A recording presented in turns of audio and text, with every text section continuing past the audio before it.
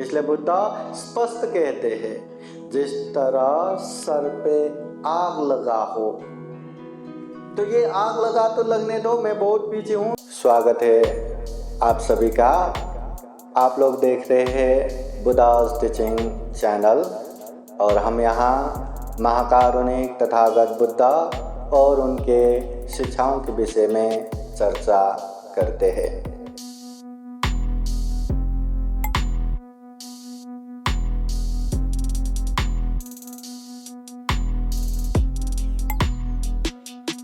सभी जन हाथ जोड़िए और बोलिए साधु साधु साधु। महाकारुणिक तथागत भगवान बुद्ध को त्रिवार वंदना। महाकारुणिक तथागत बुद्ध द्वारा देशित सुव्याख्या धम्म को त्रिवार वंदना। महाकारुणिक तथागत बुद्ध के आर्य श्रावक संघ को त्रिवार वंदना। परम पूजनीय डॉक्टर बाबा साहब अम्बेडकर आज के विशेष धम्म देशना कार्यक्रम में प्रत्यक्ष अप्रत्यक्ष जुड़े हुए संपूर्ण श्रद्धा संपन्न बुद्धि संपन्न उपासक उपासिकाएं, वर्षवास के उपलक्ष्य में हम बुद्धा's टीचिंग चैनल द्वारा ये विशेष धम्म देशना आप लोगों के लिए लेके आते हैं।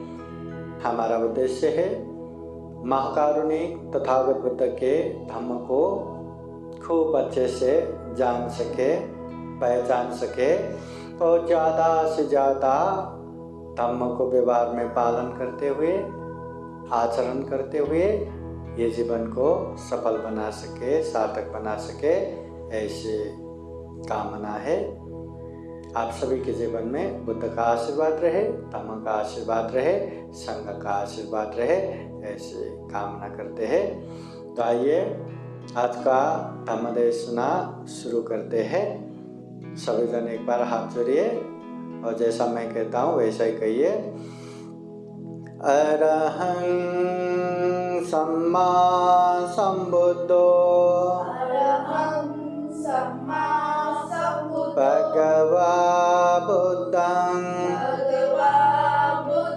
भगवन्तं अभिवादेमि स्वाक्षातो भगवता धम्मो धम्मं नमस्सामि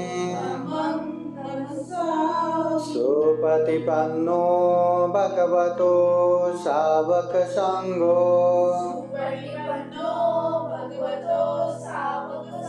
संघं नमामि। आइए आज का ये धम्म देशना शुरू करते हैं। सब पाप सकरणं कुशल उपसंपदा सचित परियोदपनं ये तं बुद्धानुशासनम्।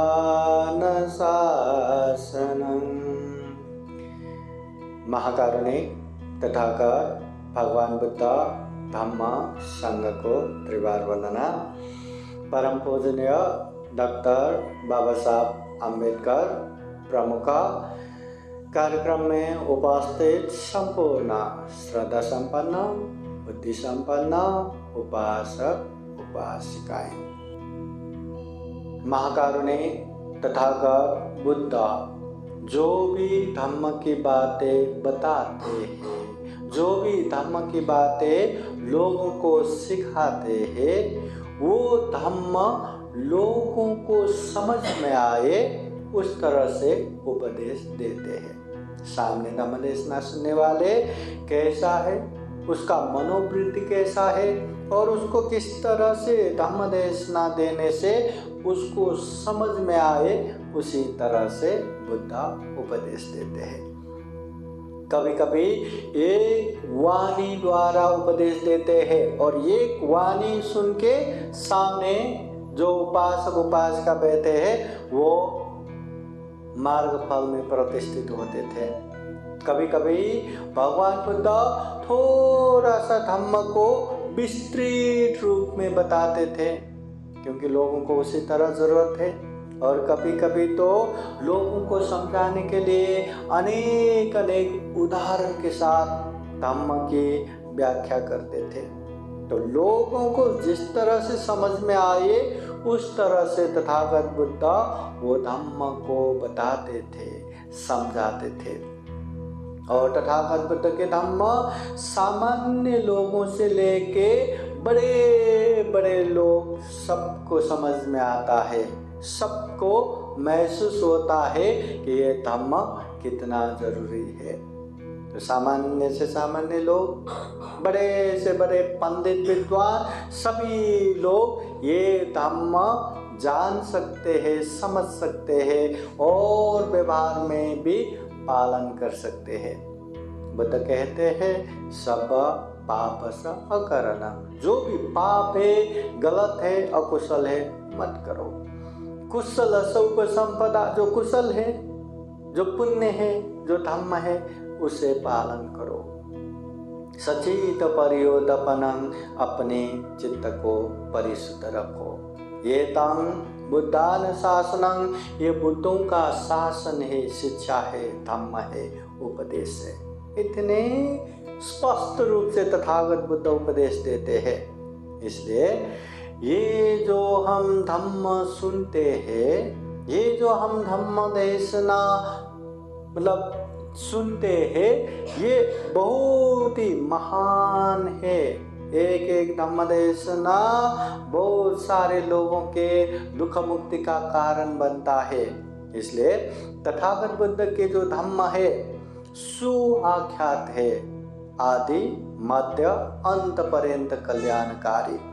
तथागत बुद्ध के धम्म सांदृष्टिक है, हमारे आँखों के सामने इसका परिणाम आता है। जो जो धम्म करेगा उसका परिणाम आँखों से दिखेगा, और जो जो गलत करेगा, कुशल करेगा, उसका परिणाम भी अभी के अभी आएगा।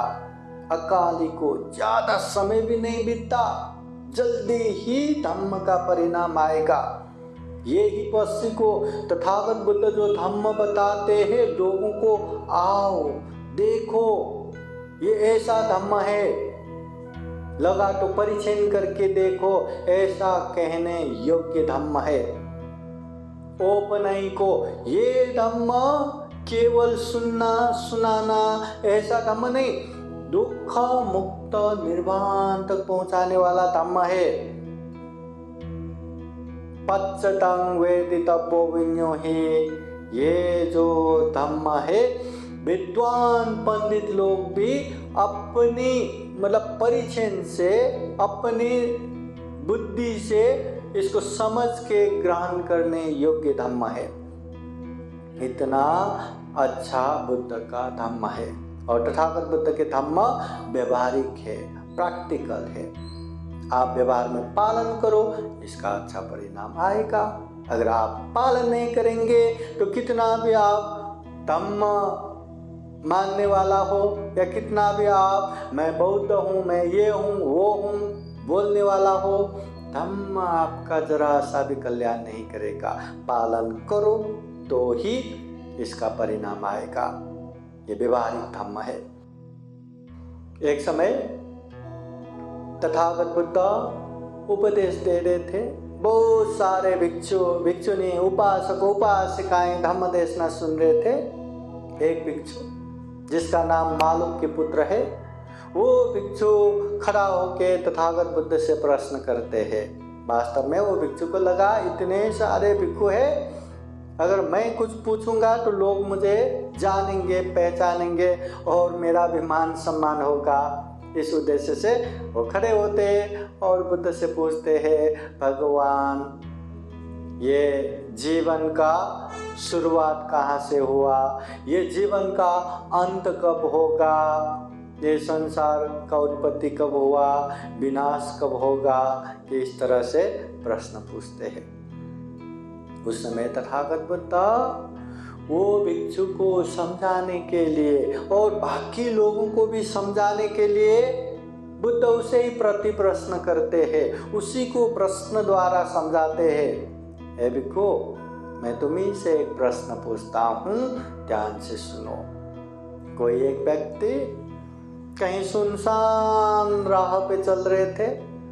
चलते चलते चलते चलते अचानक कहीं से एक बाण आया। वो बाण उसके छाती में लगा, घाव हो गया, खून बहने लगा।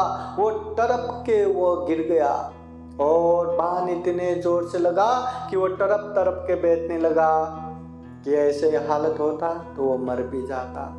तो ऐसे में उसका नसीब, कोई एक भला इंसान वहां से चल रहे थे, उसने देखा अरे इसको तो बाण लगा है, अगर ये बाण निकाल के मलम पट्टी न किया जाए तो ये तो मर जाएगा। चलो चलो इसका बाण निकाल के मलम पट्टी लगाते हैं करके दौड़ा दौड़ा उसके पास जाते हैं और बाण निकालने की तैयारी करते हैं।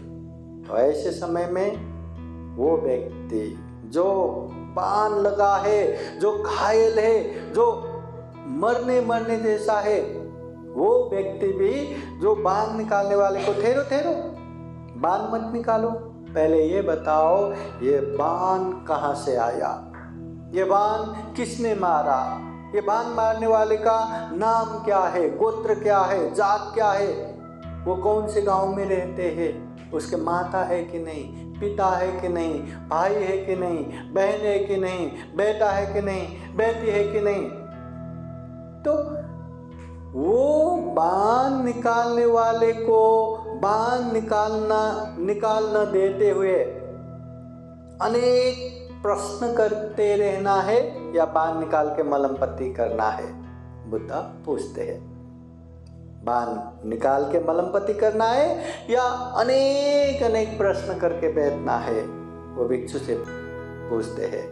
तो वो भिक्षु तथागत बुद्ध को कहते हैं, भगवान ऐसे समय में तो वो घायल इंसान को पहले बाण निकालना चाहिए, मलम पट्टी करना चाहिए। अगर अनेक प्रश्न करते रहेंगे तो उसका मृत्यु जल्दी हो जाएगा, प्रश्न खत्म नहीं होगा।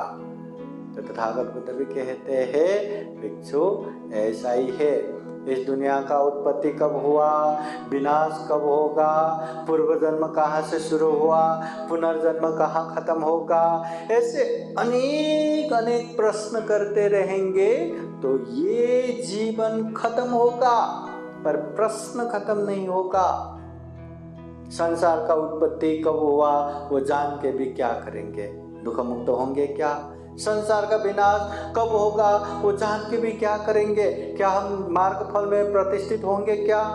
बिल्कुल नहीं। इसलिए बुद्ध कहते हैं, जरा जीर्ण मरण रूपी आग जल रहा है, न चाहते हुए भी हम बुढ़ापे की तरफ जा रहे, न चाहते हुए भी हम बीमारी की तरफ बढ़ रहे, न चाहते हुए भी हम मृत्यु की तरफ बढ़ रहे।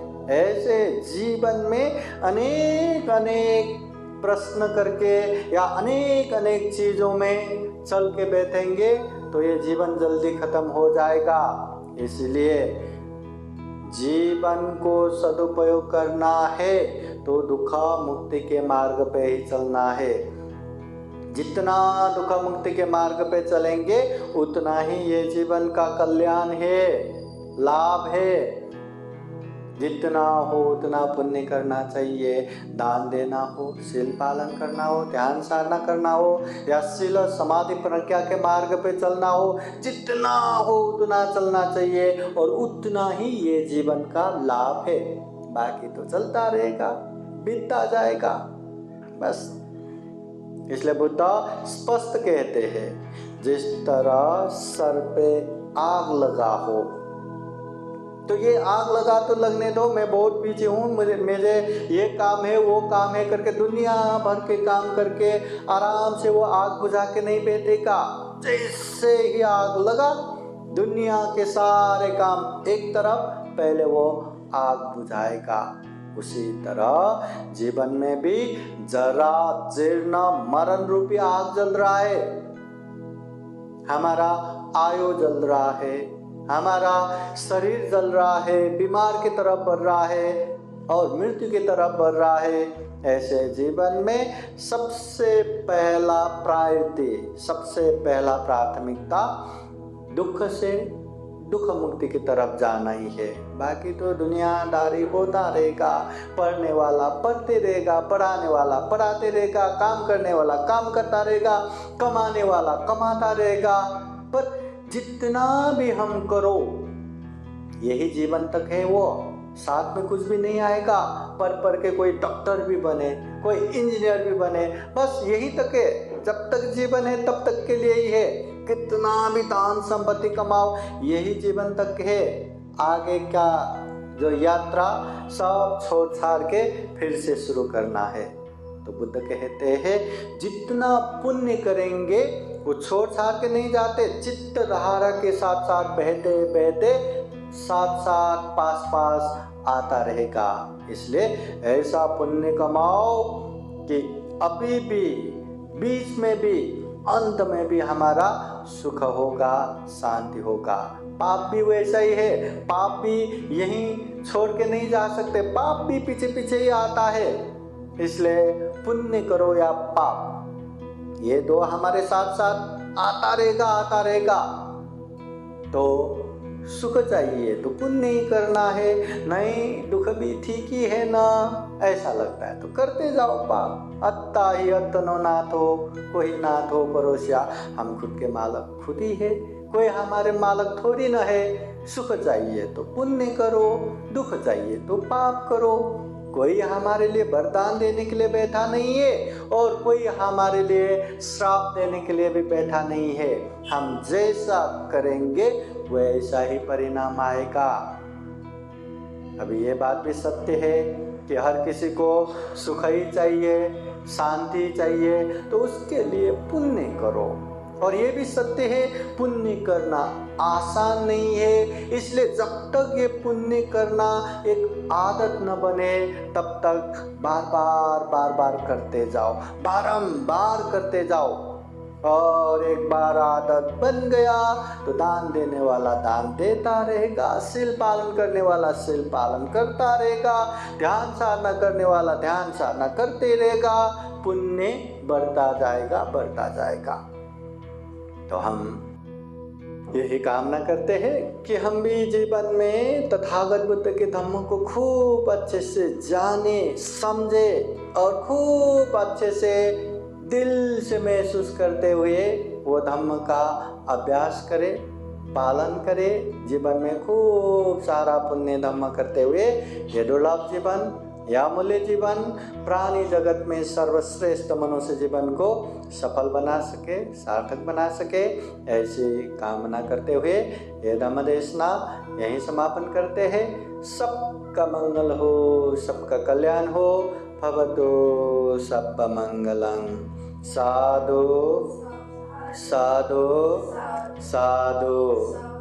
अभी धम्म देशना के अंत में बुद्धवाणी पाली गाथा द्वारा आशीर्वाद देते हैं। आप सभी के जीवन में बुद्ध का आशीर्वाद रहे, धम्म का आशीर्वाद रहे, संघ का आशीर्वाद रहे। जो बीमार है बीमार मुक्त हो, जो शोक में है शोक मुक्त हो, जो भय में है भय मुक्त हो, शारीरिक मानसिक रूप से सुख हो, शांति हो, सबका उन्नति हो, प्रगति हो, सब पुण्य के मार्ग पे चले, सब धम्म के मार्ग पे चले, सबके सब दुख मुक्त निर्वाण की तरफ निरंतर आगे बढ़े, ऐसी कामना करते हुए बुद्धवाणी पाली गाथा द्वारा आशीर्वाद देते हैं। सब लोग हाथ जोड़ के बैठिए। सवेतयो विवाजान्तो सब्बरोगो विनाशतो माते भवतु अन्तरायो सुखे दीर्घायुको भवतु सर्वमङ्गलं रक्षन्तु सर्वदेवता सर्वबुद्धानुभावेन सदा सोते भवन्तु ते। भवतु सर्वमङ्गलं रक्षन्तु सर्वदेवता सर्वधम्मानुभावेन सदा सोते भवन्तु ते भवतु सर्वमङ्गलं रक्षन्तु सर्वदेवता सर्वसङ्घानुभावेन सदा सोते भवन्तु ते एचितं पासितं दुह्यं क्षिप्तमेव समेच्छतु सबे पुरन्तु चेतसङ्कल्पसन्तु पन्नरसो यथा आयुरारोग्यसम्पत्ति सर्गसम्पत्तिमेव च अतो निब्बानसम्पत्ति हिमिनाते समीजतो साधु साधु साधु बुद्धं नमामि धम्मं नमामि संघं नमामि। सबका मंगल हो, सबका कल्याण हो, सुखी हो सुखी हो सुखी हो। आज का ये धम्म देशना कार्यक्रम यहीं संपन्न होता है। साधु साधु साधु। बुद्धं नमामि, बुद्ध को नमन करता हूँ। धम्मं नमामि, धम्म को नमन करता हूँ। संघं नमामि, संघ को नमन करता हूँ।